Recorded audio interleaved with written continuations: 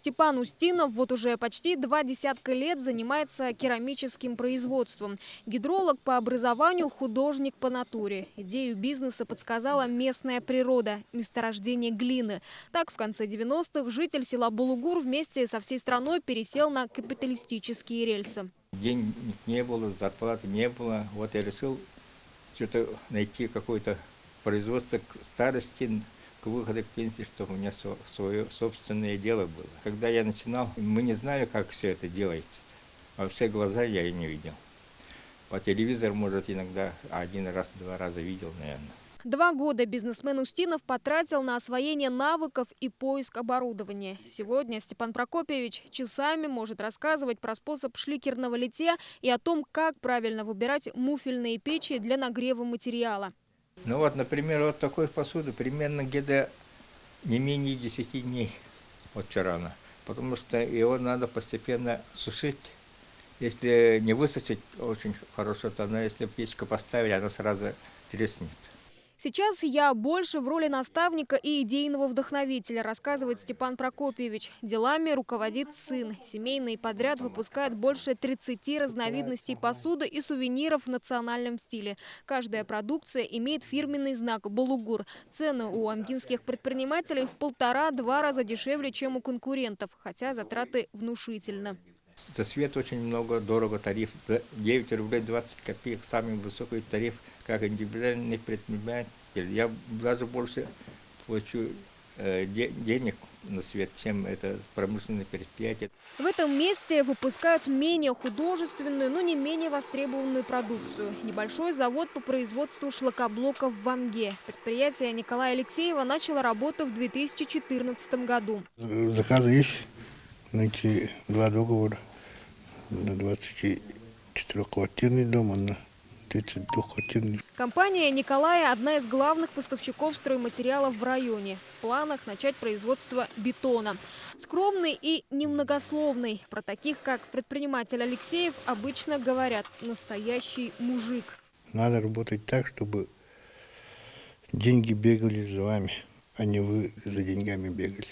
А то обычно вот молодые, в прошлом году сколько людей приходило тут? А целые 3 года, 3 дня работают. Сейчас на заводе трудятся 3 человека. Основное сырье – цемент завозят с Нижнего Бестяха, гравий свой. Чтобы успеть доставить материалы всем заказчикам, при сушении используют пушки, а это дополнительные затраты на топливо. Солярка дорогая, опять повысили, и электричество тоже. Производство шлакоблоков и в целом строительных материалов – один из самых востребованных видов бизнеса на якутском рынке. Новые многоквартирные дома в центре Амги, уже введенный и строящийся. Плюс несколько социальных объектов в поселке. Результат работы мини-завода по производству шлакоблоков. Местный стройматериал становится популярным и среди частников. Предприниматели из амгинского шлакоблока возводят магазины. Кристально чистая и живая. Здесь знаменитую амгинскую воду превращают в товар. Это еще одна востребованная продукция сельхозкооператива «Амма». Через руки работников цеха по розливу воды проходит до 3000 бутылок. Наша вода лучше, я это говорю громко, потому что это вода из открытого водоема с реки Амга. 15 тонн молока за смену. Руководитель АСН Черноградский рассказывает об объемах кооператива в сезон большого молока. С этого года амгинские аграрии начнут поставки в Усьмайский район. С мая приступят к изготовлению 2 видов сыра. Одним словом, работа кипит. Здесь мы делаем линию кисломолочной продукции, кефира, сорота, все, что есть из нашего прилавка. И планируем, вот мы у нас закупили упаковщик этот, у нас мы будем делать по тетрапак линии.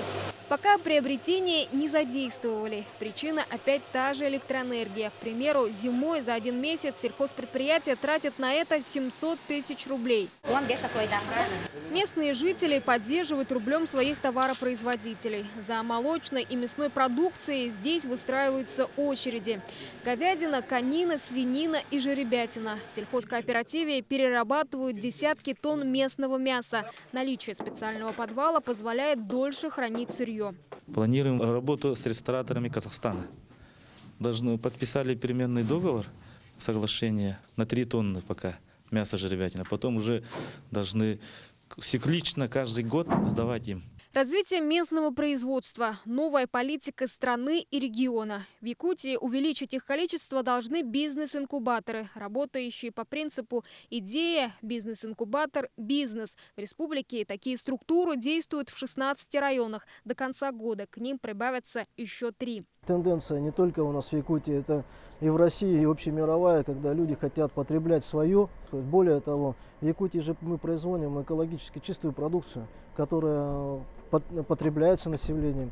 Люди понимают, что это полезно, во-первых, и во-вторых, это качественно.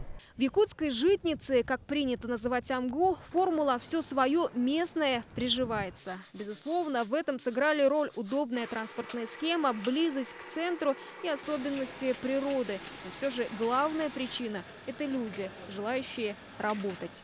Как сообщает Министерство по инвестиционному развитию и предпринимательству, на сегодня в регионе имеется 45 перспективных проектов в сфере местного производства. До 2018 года их реализация должна трудоустроить порядка 2500 человек. Задача сверхсложная, говорят эксперты. Начать свое дело непросто, особенно производство, особенно в Якутии. Айна Винокурова, Василий Соловьев, Вести, Ангинский район.